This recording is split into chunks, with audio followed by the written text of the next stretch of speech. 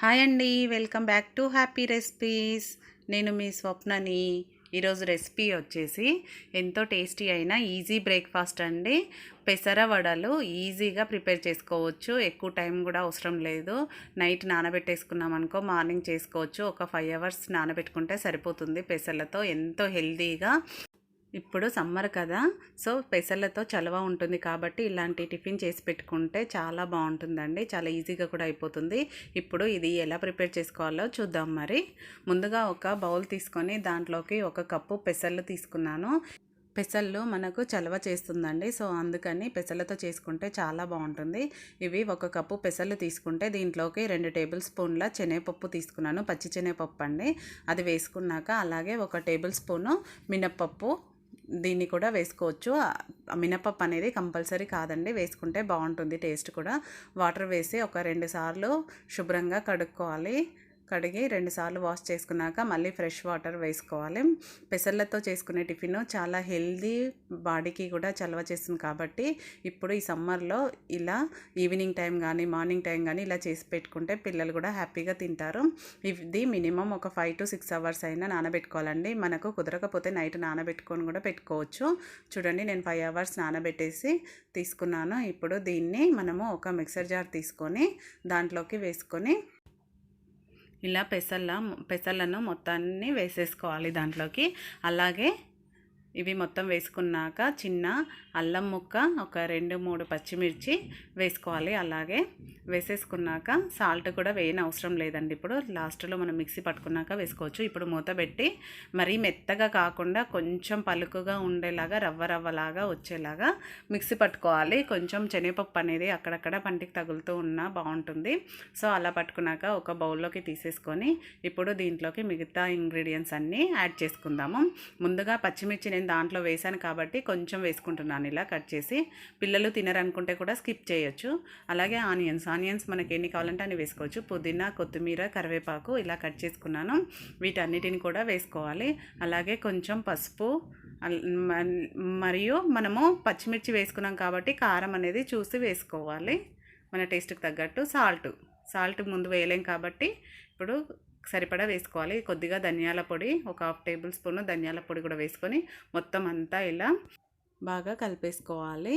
ఇప్పుడు చెంచా తీసేసి మన చేతితోనే మొత్తం అన్నీ కలిసేలాగా కారము, పసుపు, ఉప్పు అంతా, ఉల్లిపాయలు కూడా కలిసేలాగా బాగా మిక్స్ చేసుకోవాలి. ఈ విధంగా మన వడపిండి ఉంటుంది కదండి, సో అలా మనము మిక్సీ పట్టేటప్పుడు ఒకటి మాత్రం గుర్తుపెట్టుకోండి, వాటర్ అస్సలు వేయకూడదు. వాటర్ వేయకుండానే మిక్సీ పట్టుకోవాలి. కాబట్టి వాటర్ వేసారనుకో మొత్తం లూజ్గా అయిపోతుంది పిండి. ఇప్పుడు దీన్ని ఇలా అంతా ఒక్క దగ్గరికి అనేసుకున్నాక నెక్స్ట్ వాటర్ వేయకుండా పట్టుకోవడం మాత్రం మర్చిపోవద్దు. వాటర్ అస్సలు వేయకూడదు. నెక్స్ట్ దీంట్లోకి ఒక 2 టేబుల్ స్పూన్ బియ్యం పిండి వేసుకుందాము. బియ్యం పిండి ఎందుకంటే వడ అనేది మనకు పైన క్రిస్పీగా వస్తుంది. బియ్యం పిండి వేయడం వల్ల క్రిస్పీగా ఉంటుంది, లోపలేమో సాఫ్ట్గా, పైనేమో క్రిస్పీగా ఉంటుంది. సో అందుకని నేను కొంచెం బియ్యం పిండి వేస్తున్నాను. ఈ బియ్యం పిండి కూడా మొత్తం అంతా కలిసేలాగా బాగా మిక్స్ చేసుకొని ఇలా కలిపేసుకోవాలి.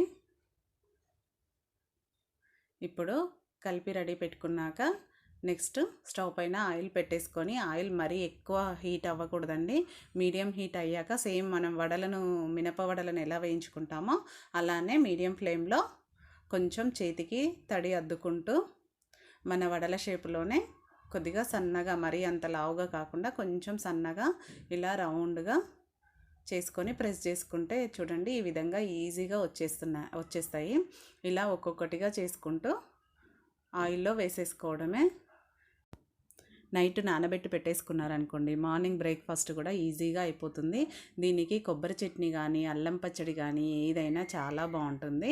కొబ్బరి చట్నీ చేసుకున్నా కూడా చాలా బాగుంటుందండి. నేనైతే అల్లం పచ్చడి, కొబ్బరి చట్నీ 2 చేశాను. వీడియో కావాలంటే మీకు డిస్క్రిప్షన్లో లింక్ ఇస్తాను. అది మాత్రం ఇప్పుడు చేయలేదండి, ఓన్లీ వడలే చేశాను. సో ఇలా 2 వైపులా వడలు అనేది వేయగానే చెంచాతో కలపకూడదండి, అవి విరిగిపోయే ఛాన్స్ ఉంటుంది. కాబట్టి ఒక 10 సెకండ్స్ తర్వాత నెమ్మది నెమ్మదిగా కలపాలి.